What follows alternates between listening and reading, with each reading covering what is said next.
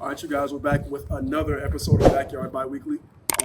This week's edition is featuring another very special friend of mine. Very special. Very special. He goes by Mr. Name. Sometimes I call him Mr. Fortson. Sometimes I call him Ben. But he prefers the name William Scott. Yes, sir. Without further ado, Yes, sir. I give you guys But, Mr. William Scott. yes, sir. Yes, sir. All right, Yes, so sir. introduce yourself to the people, man. What's going on, y'all? I go by the name William Scott. I go by a couple of names as we've spoken of. But yeah, William Scott, singer-songwriter, artist, originally from Chicago, but I claim Miami as the home. And yeah, we out here. So, y'all too. So, my brother, I know you. Me and you, we've had, plenty of personal conversations on, but it's time to get down to the nitty-gritty. You got to introduce yourself to the people, my dog. So, Yeah. singer, songwriter, producer. Why did you Wish choose? I was a producer. Well, I'm working on it. Working on One it. day. You're One nice day. on the boards. One day. Decent on the boards. I'm You decent gotta on the get board. it. You know what? Yeah, sure. Why I think not? you got a good. You can Yeah, fuck it, it's bro. a little bit. Go It's a with little it. bit. It's a little bit. We're I going with A&R a little bit. A little bit.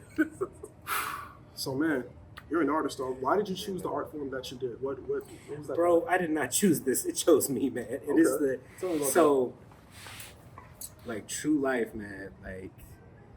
Like I said, born in Chicago. Wow. Didn't live there. I lived in a little town in Indiana called Munster, and as far back as I want to say 2 years old. I remember I have a very vivid memory of being in the high chair and if you know anything about the Midwest, they listen to anything and everything out there. So Right. we were listening to let's do his name. We were listening to Seal.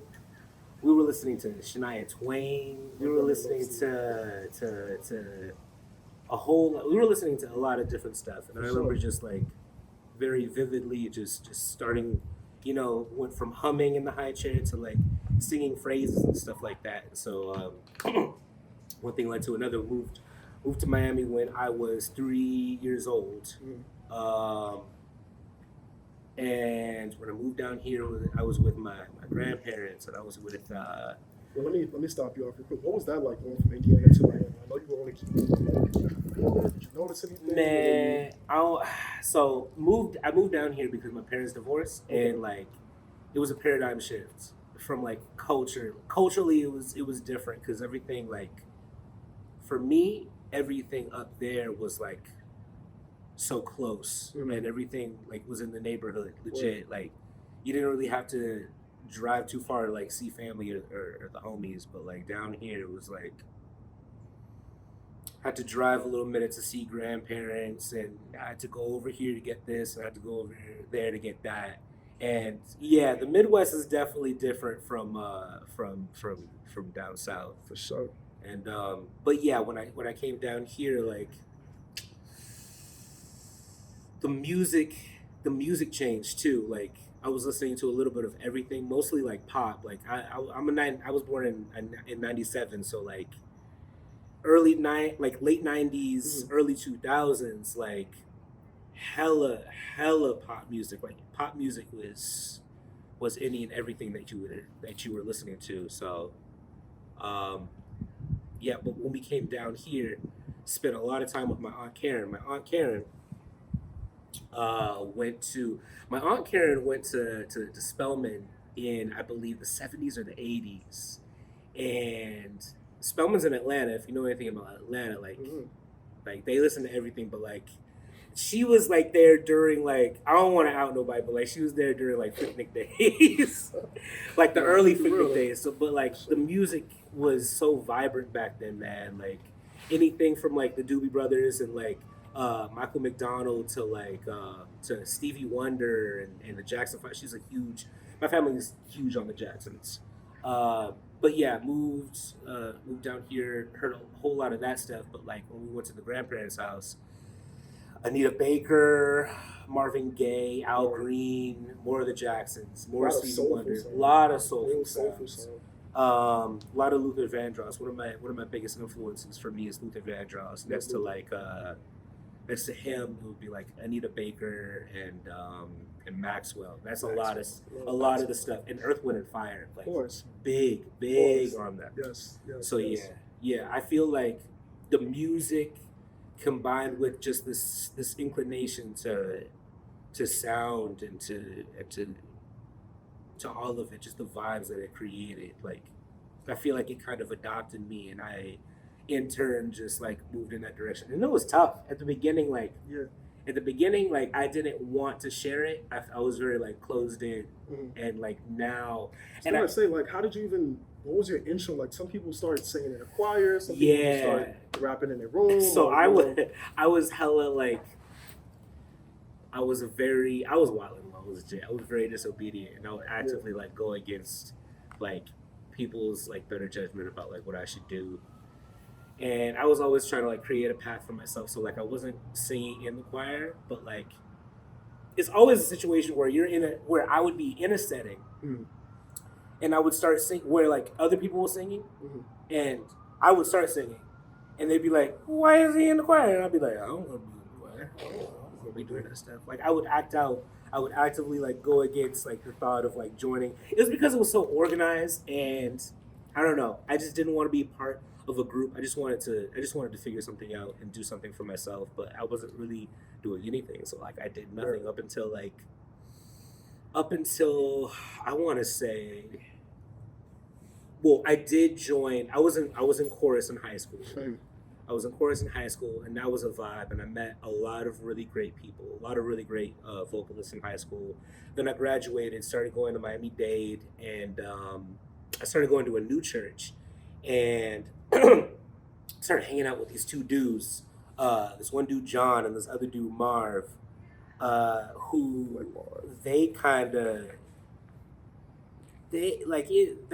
when I tell you like I was chosen, like it adopted me, like I've been put in some situations. I was put in a situation specifically right after I graduated high school to really like meet and collaborate with these two guys who now I claim as like my brothers, man.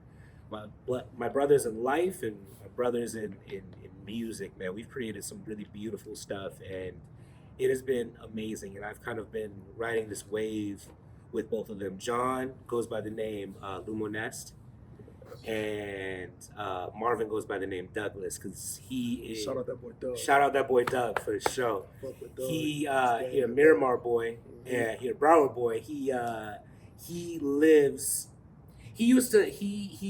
I don't want to put like where he lives out there, but like just tell him about the story. Yeah, he got his name from like Douglas Road out in Broward. Like when he started like making music, he would always walk up and down Douglas Road. So that's why he goes by the name Douglas. Tough, man, that's my boy. Those are my boys, man.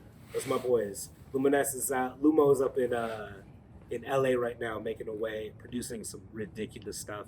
So he's working on some stuff right now. Would you say it's more so just like, some people like need a little bit of gas to their engine? Would you say like being around them kind of kickstarted you creatively, or is it just honestly like because I don't know what I would have done with music had I not met them. Sometimes you got to see somebody else doing it. It's like, I'm okay, I actually can do this. Yeah, and for whatever I'm gonna do it for. Yeah, Lumo dropped his drum machine off at church one day, and I was just like, "Oh, this is what you about?" And I was just like, "I'm kind of about that too, not that, but like, the whole thing. Like, what you trying to do?" He played me a couple beats. I was just like, "Nice, why with it?" Tough. And we've been working, man. We've been working for sure. And we're back, bro. So now I want to get into the creative process, dude. What is it like for you when you're getting into your mode or your mindset to create your art? Like, what is it like for Ben? Like, what do you have to do? So, how do you lock it? I feel like I gotta choose to really like do it. I gotta choose to like sit down and get into it most of the time. My favorite times are the moments where like... Is it like a mood you have to conjure? It's really a mood. It's really, you gotta set a mood. My favorite place to write is my car. And that's been like my spot for a long time. Sometimes it's just like put the seat back, hand on the steering wheel, put the beat on, and I'll be like, all right, where can I go? Where can I go with this? You know, that's how it is most of the time. Yeah. Sometimes I'll be in the car, I'll be listening to like a podcast. I balance like listening to other people's music and listening to like podcasts where people are just talking, like having conversations and just thinking about life and thinking about like culture and stuff like that, and stumbling upon a moment of like greatness. And a couple times I've been in like drive-throughs, I've been in like traffic or whatever, and I'll hear a conversation and just randomly start singing a melody that I can put over a beat that I've been working over. Oh, yeah. And it's just it's a beautiful thing. It's a beautiful thing. And then I get into the studio and it's just like oh, that's crazy. Ah, that's amazing. Da, da, da. But then like you get those moments where it's like low key the other day in the studio when you were there. Yeah. We were working and I've been wanting to like work on that song for a minute. And it was happening and I was working on it, and I was just first of all, I have to remember that like there are certain things that I shouldn't do before I get into the studio. Alcohol is one of those things. Alcohol. It just some people like use. No, some people catch a vibe. Substance, like yeah, like some people be wild, but it's just like I was wilding low key because it's we coming off my birthday, we're catching a vibe, we were at dinner. Thank you, appreciate you, man. Thank you. But yeah, we were catching a vibe at this spot in Fort Lauderdale, and I was catching a vibe. It was really good. I got too good, and I feel like it affected the way I performed when I got in the booth. Number one, and number two, it affected the way like I feel about that song, and I like that song, but like low key. When I first started, you're wild. No, when I first started, it was a situation of like instant gratification where like I would start, I would write, it would be amazing, and everybody would like let me know, yo, this is amazing, like this is beautiful. And then there have been a couple times when it's been like, yeah, we'll revisit that. We'll come back to that. Okay. And I respect it. I appreciate the honesty, but it's weird, man. It's just like I want to always like I want the finished project is one thing, but like I want so badly for like everything that I do to be a banger. Yeah. And it just don't work like that. It does not work like that. Like music is a real like system of trial and error. Like that's a big part of making music. And do you feel like you have to go through things before you can produce a banger, or do you think that's just something you could conjure out like halfway? I'm not actively, because some people say they can't create without trauma, dude, which I think is kind of a crazy statement to make. But I think it's a thing. I think that trauma is kind of like a people thing. I don't think you can choose it. I don't think like I feel like if you avoid it, you're going to find it like one way or another. If you avoid it, you're going to find it, and like if you're just living like trauma is trauma. Like we all have trauma in one way or another. And music is, to me, it's not always based on trauma, but a lot of times, like especially recently, like people have talked about like how their trauma has led them to being better, crazy places, like, and it's given them insight, and they've been able to lend that insight to some really crazy music.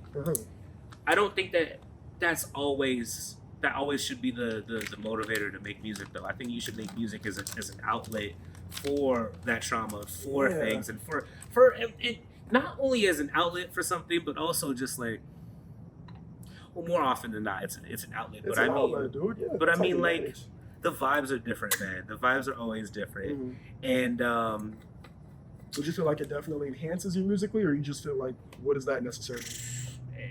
I think it just motivates me to do music I think right now, I think when I first started, I was really big on kind of the negative effects of certain things that were going on in my life, and I was writing in a way that reflected it. And I'm good. And I kind of changed my music in the sense of like it's not so much about like me going through it. It's part of it is about in terms of like writing. Part of it is about like me claiming like coming out on the other end of the thing that I'm going through. Um, I did this. I did a couple drops a couple years. Yeah, a couple years ago. Um, it was like a. It wasn't an EP. I wanted to make an EP, but then it kind of made more sense to me to drop them individually. It was what I call the pure chaos season, and what it was is just like it was a couple songs where I was talking to Lumo and I was telling him like the story behind a couple of these tracks. He was just like, "Yo, that sounds hella chaotic." It was just like, "Yeah, exactly. Yeah, that's pretty much it." And then it just dawned on me. It was truly like a season of pure chaos where relationships were going awry. I had people in my life who I wasn't treating right, who weren't treating me right. I didn't feel equipped to manage a lot of the relationships in a healthy way that I had in my life. And man, I want to say right after pandemic. So I want to say 21, 22. Pandemic was crazy for And everybody. then I just feel like it was insane. Type Oh shit. God, it was insane, bruh. things But happen mentally. we live and we learn, we grow, and yeah, that was a big part of my healing process and coming to terms with some of the things that were happening. And so dropped 4 songs, dropped Heavy Metal, Pandora, Night Drive, and I'm forgetting the last one. But yeah, it was 4 tracks. My favorite of the 4, Pandora, for sure. Yes, For sure. It's yes. your jam too. Yeah. No, it's a That's a banger, banger. man. It's a banger. Confirmed banger. And Gotta put a link in the description for sure. for sure. And it's tried and true. I think that's the joint that has had the most longevity. But I think the most important of the 4 is the first one that I dropped, Heavy Metal. That was the one.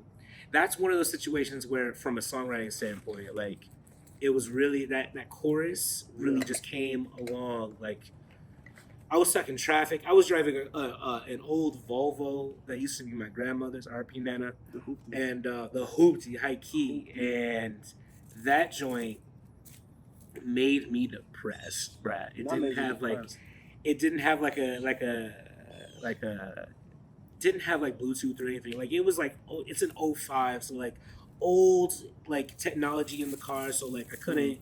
The radio was weird. You had to get one of those like transmitter things that like went through like the radio and then went through the sound system. It was weird. Hella wires in the wheel. Yeah, just wires and stuff that I just didn't want in a car. In my car, like I couldn't use it. But it's your first whip though. It's the first whip, and you gotta like deal that with sometimes. it. You gotta deal with it in the first, and I am grateful for having that whip. But like Shouts out Nana. yeah, shouts out Nana for sure. And I was stuck in traffic on University. Yeah. And it was wild. It was like a Friday night, Saturday night, something like that, coming from my boy Sean's crib, and like.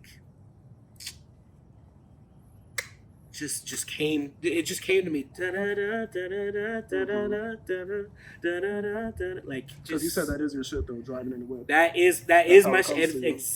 exactly Okay, no I matter see what that. so no matter I see what that. I get the it. environment, like cars have been Is it always a night drive thing though? Because it's always a night drive. Insane, dog. It's not. I feel like you can't no. catch a vibe at 5 p.m. No, coming down the you expressway, have like, to nah, get it. You not have a to get vibe. it at like Can't be a vibe.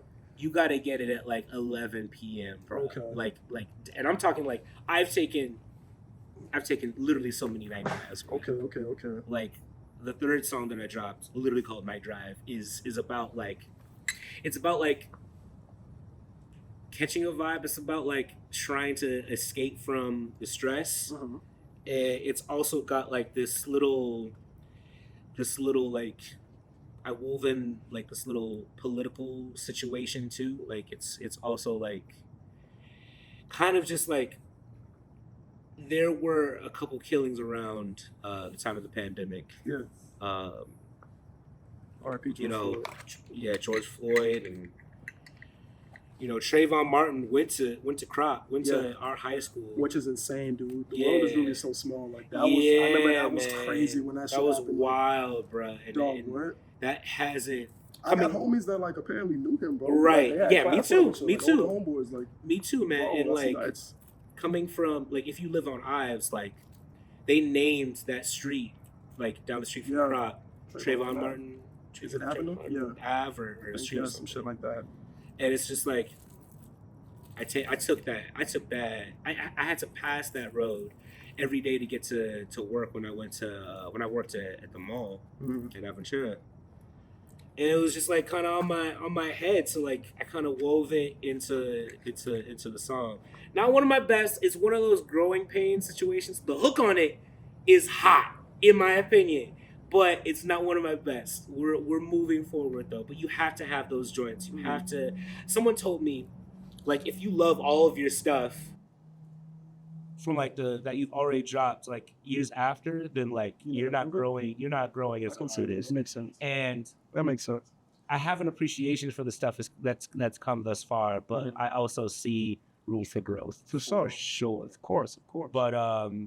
But yeah, man, those pure chaos days really those were important, heady days, great sessions, rough mixes, and damn, I guess I am kind of a producer. I kind of am.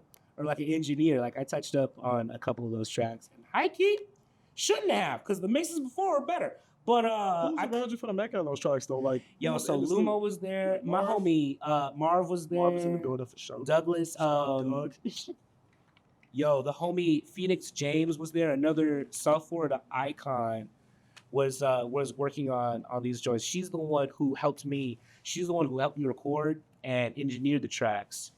And my boy Chuck Bass, who's up in LA killing the game. Yeah, all these, like me, Lumo, Marv, and Chuck were really tight in this, especially in this time. Those are always my brothers, but like Lumo and Chuck live in LA now, and Douglas and I are down here, and it's different when the homies are like far apart. Yeah. The intimacy kind of like, yeah, man. And the thing about me and Chuck, like, we would always like light a fire in each other, man. Like creatively, like it's always like something. Same thing for me and Douglas, but like I miss the moments where like he and I would like low-key A&R each other's stuff, and like we give each other notes, man. It's just the energy though. Yeah, and he's an amazing artist. Like he's getting behind the camera, and he's doing so many things. And yeah, man. Shout out to Chuck, man. Like I need to hit you up. Golly, I'm terrible on my phone. I need to get better with that. 2024. You did. For sure. But yeah. Then beyond that, after we did the pure chaos season, kind of worked on other people's stuff for a little while. Doug dropped, Lumo dropped, Chuck dropped, I think twice in between, I think, and had just working on a whole lot of good stuff in between, and yeah, man. So is the process like still the same today? Same thing, like just hop in the whip and go? Or are there any other like, I don't know, processes you use to just get going? That is my main like way of doing it, man. Cause like sitting by water, like I'll like the outside of like really sitting in my whip and just writing. That's just like the perfect meditative space. I feel the whip is kind of like a second home. Exactly. At least for me, I feel like my car is my second home. But like, exactly, man. And it's not even just like, sometimes it's just like about me like getting on the road and like moving. Sometimes to like, I feel like I'm kind of like a, I don't know if y'all ever had like during hurricanes, like my aunt would always take out these little like TV, radio combo situations that she had to crank. Yes. Yes. I kept one of those joints. Oh, man, that's I amazing. kept one of those joints, man. My granddad has like all of them shits. Like, my grandpa had everything for like a, I don't know, just world apocalypse type shit. Exactly, because you got to be ready. Ex-military. But no, man, I feel like I'm kind of like that. I feel like I'm kind of like that. Like I really gotta get into. I really gotta crank it up, man. I really gotta build the momentum and get myself going. I think a big part of what I want to do in 2024 is develop momentum and also like consistency, like making sure that I'm making time to like, work on new things, like try new things, look for new things to work on that I feel like I can add to my repertoire as far as being an artist all around, but specifically like a songwriter, a singer, and hopefully one day like an instrumentalist, man. Like I've mulled over picking up the keys again. I've mulled over like picking up the bass again. I had the bass for like I had a bass for so long, and I was just like, I am not playing this. It's too much. It's too much. And now I'm just like, I wish I had that bass. I wish I had that bass, but it is what it is. I feel like I really gotta get better. I don't know. I know I gotta get better. I just gotta get organized, man. As an artist, like organization is so. Organization is the key in anything. Facts. To show what thousand. Organized in what sense though? Like what needs to align? Like what do you feel is off right now in your life and just in the process that's holding you back? I think because we're gonna talk about that. We're gonna go into the projects next. I'm gonna grill you a bit. Oh, is he? We haven't had no new music at an event. We'll talk about that. We'll talk. I mean, we might as well get into it because I feel man. like, yeah, Fuck it, bro. let's Let's just talk introduce about it. it. Let's just get it out there, bro. So Lost in the Garden, bro, is the name we're going with the EP, dog. Let's talk about it. What's going on with us? So he went through the garden. People do it. Lost is something else.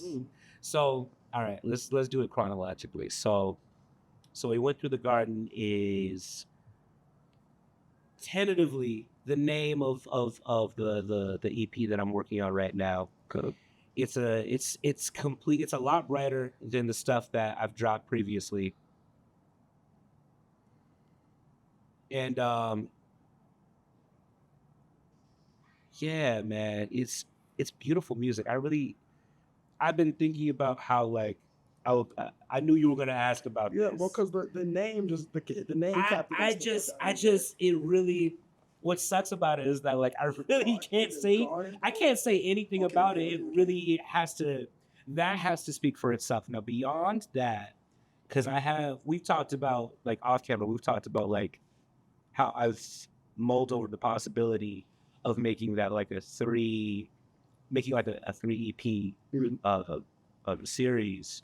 But now, and see, here's the thing about like songwriting, like you do something and it comes out not the way you want it to, and your first thought is, or my first thought is, I can't speak for other people.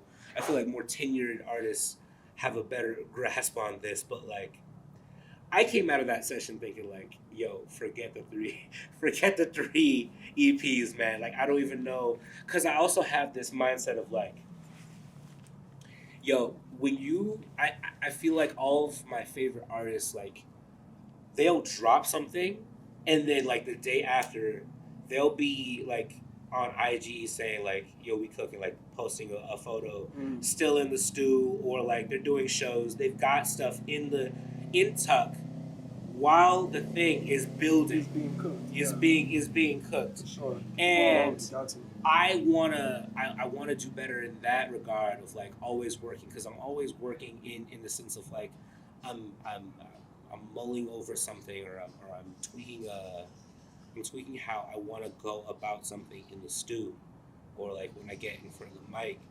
But it's just like, man, I always want to have something. I just always want to have something, man. And I feel like you always like, because that momentum, bro, is important. And I had a little bit when I put out the Pure Chaos season, and then I feel like I lost it being stagnant. And I dropped something else early last year. Oh my gosh, beautiful song, Everything I Have. Mhm. It was written. It was written to commemorate my big bro O and the homie Michelle getting married. It was this beautiful love That's song, how and it wasn't. That's another one, man, where it's just like you didn't know, like you don't know where it's gonna take you. I wrote that song originally as like as like kind of like a breakup song, yeah. and then Interesting. Doug, the genius, was just like, "Yo, tweak this, tweak this, tweak this. You got a marriage song. You got like a wedding song." Mm-hmm. And I did, and I was like, "Oh my god, Banger. this is crazy. This is crazy, Like crazy, total crazy. 180. Total 180, bro. Like what we set out to do. That's crazy. Totally, bro. Totally different. But it was like, I did that, and then it was just like, yeah, and I got some. Nah, I don't have anything else, man. So now I'm just like, I always want to work on something. Whether it's like, and honestly, could drop this EP and then just do singles, because I do actually have a couple with that boy Chuck Bass that I need to hit him up about. Feed the people, bro. I Keep need the to ball call rolling, him. dog. I swear to God, I'm not ducking you, bro. You know what I mean? need Like, to we call wanna you, hear it, bro. I am not ducking. I need to call. Oh, we have such heat. Oh my gosh, man, we cook. When we cook, we cook. I believe it. Oh my gosh, I need to drop something. Love the session I came to. Yeah. Energy was like genuine. Yeah, it was Okay, cool, bet. bro. I love to just like observe the creative process. I don't like to say much. I like to just watch. I a feel lot like- and just feel. I feel like it did. You know, positivity is also a good thing to have as an artist. Like, in Like your I can tell repertoire. you guys are best friends when I tap into. Like Yeah, when I man. like, okay, these niggas are cool. Oh yeah, Douglas Like, is like, bro, like that's I can't Doug even. is the homie. I fuck with Doug. Like, But Doug- even like the other dudes I didn't even know. Yeah, Um, man, like Mike Mike and and all them everybody. cool. Yeah, for sure. Like, Fish but me and I talked about like me and Chuck, me and Doug, man. Like Doug is like that relationship is just like the music. Like you really gotta experience it. So like, and we wild out, man. But that's the bro. That's the bro for sure. For sure. But no, new music is definitely coming out this year, Yeah, dude. for sure. What's like? For sure. Can we get a timeline or anything? You can't tell us too much. Because we talked about that too. We have. But I don't want to say We don't want anything. to say too much. Okay. But if I don't say anything, then it's just like, oh, are you really committed? I'm going to say this.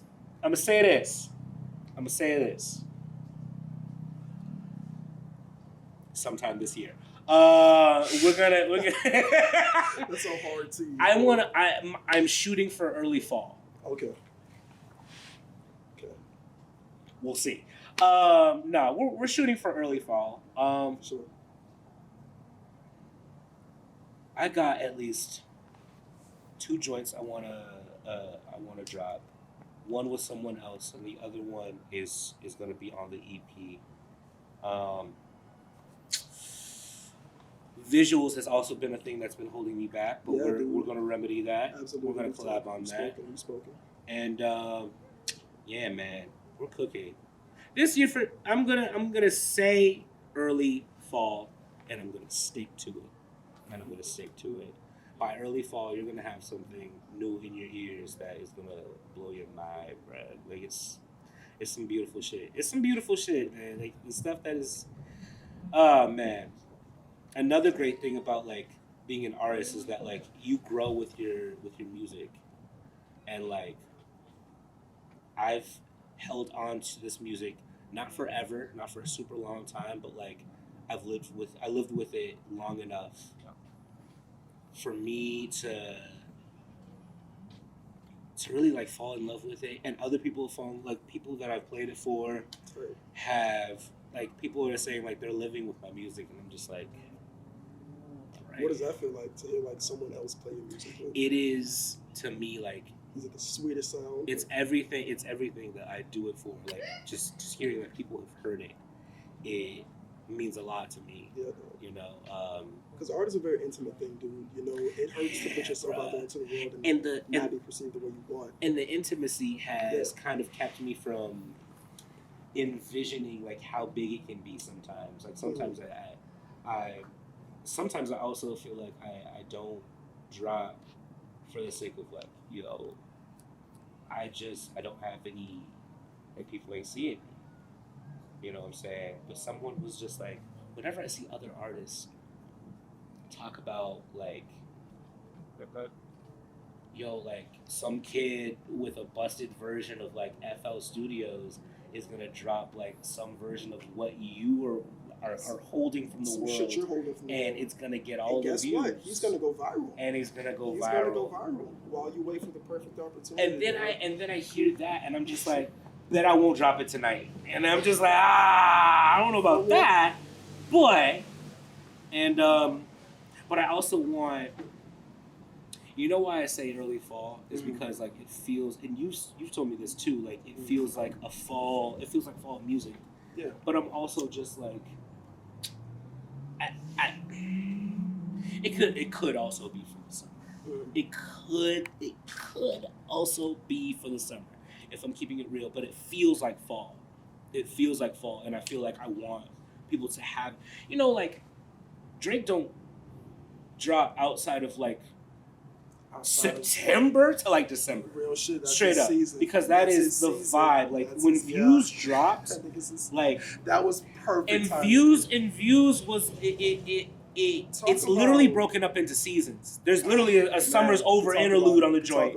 Yes. And like the album start, and dude's from Toronto, so he gonna start in the cold. You know, it is what it is. Technically, even photographically, bro, like the cover for Views, bro. You know, sitting on what, the Toronto Needle. Yeah, man. Cloudy skies. It just fits the. Fits the it was he developed a motif he snapped. for the music, and that's I'm trying to be like, I want it to be like that. That's really why I'm like holding back from dropping, because fourth like season? There's a fourth season. There's a fourth. That's disgusting. It's tough, bro. A fourth season? It's tough, Not bro. even. I don't know. Not even. We've been using my government name too much in this video. Yeah, we gotta chill out. MR.SCOTT. It's like, man, we really could just drop.